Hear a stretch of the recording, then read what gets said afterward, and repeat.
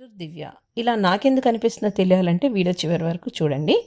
ఆ అమ్మాయి మాటల్ని చాలా నైస్గా మ్యానిపులేట్ చేస్తుందండి.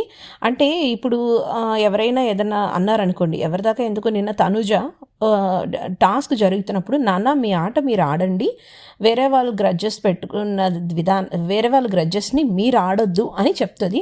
అండ్ తను అప్పుడే చెప్తుంది, నాకు తన నాన్న కాబట్టి నాకు చెప్పే రైట్ ఉంది అని చెప్తుంది. తను అప్పుడు ఫైట్ చేస్తుంది.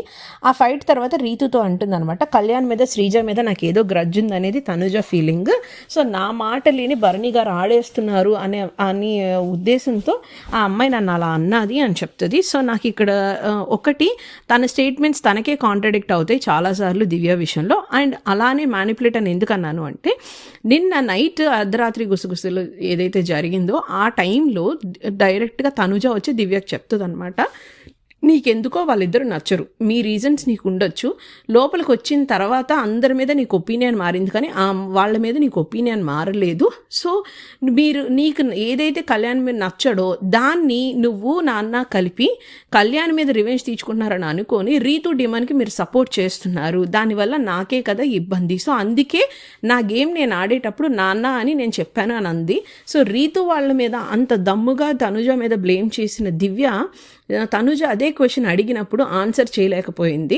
చాలా నైస్గా మ్యానిపులేటివ్ విధంగా మాట్లాడింది. ఆ అమ్మాయి ఇప్పుడే కాదు, లాస్ట్ టైం శ్రీజ డిస్కషన్లో కూడా మనం ఒక మాట అంటే ఇది నా ఒపీనియన్, నాకు నచ్చినట్టు తీసుకుంటాను అని అంటది. అదే పని వేరే వాళ్ళు చేస్తే కనుక ఆ అమ్మాయి దాన్ని యాక్సెప్ట్ చేయదనమాట. సో ఇంకొక విషయం ఏంటంటే, ఇప్పుడు ఎగ్జాంపుల్గా చెప్తున్నానండి, ఎవరన్నా అమ్మ మీ అమ్మ ఏం చేస్తుంది అని అన్నారనుకో, నీ అమ్మ అంటే ఆ అమ్మ అనే పదాన్ని నీ అమ్మ అనే విధంగా తను అర్థం చేసుకోవడమే కాకుండా అవతల వాడు అలా అన్నాడని స్టేట్మెంట్ పాస్ చేసేస్తుంది అనమాట.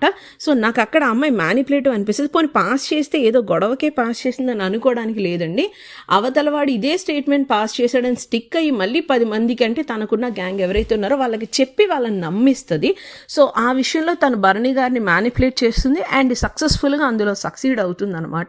సో అందుకే నేను ఆ అమ్మాయిని మ్యానిపులేటర్ అన్నాను. షీఈ్ వెరీ గుడ్ మ్యానిపులేటర్, తన వర్డ్స్లో కానీ తన యాక్షన్స్లో కానీ మ్యానిపులేటర్. అండ్ అలానే ఈ పుల్అప్ అంటే మన మూటలు వేసి హోల్డ్ చేయమన్నారు కదా, ఆ వెయిట్ హోల్డింగ్ టాస్క్లో కూడా భరణి గారు ఫోల్డ్ చేస్తారు ఎల్బో, కానీ రాము చూడకపోతే దాన్ని మేనేజ్ చేసేద్దాం అని అనుకుంటుంది. అలా రాము చూసేసరికి ఓకే బయటకు వచ్చేస్తారనమాట. ఆ విషయం భరణి గారు అడిగినప్పుడే తను ఒప్పుకుంటుంది, ఇలా ఇలా జరిగింది అని చెప్పి. అదే పని వేరే వాళ్ళు చేస్తే వాళ్ళ ముందు పెద్ద డాన్స్ ఆడి గొడవ చేసేసింది.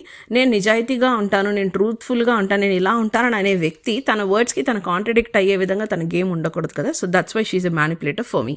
మీకేమనిపిస్తుందో కామెంట్ సెక్షన్లో చెప్పండి.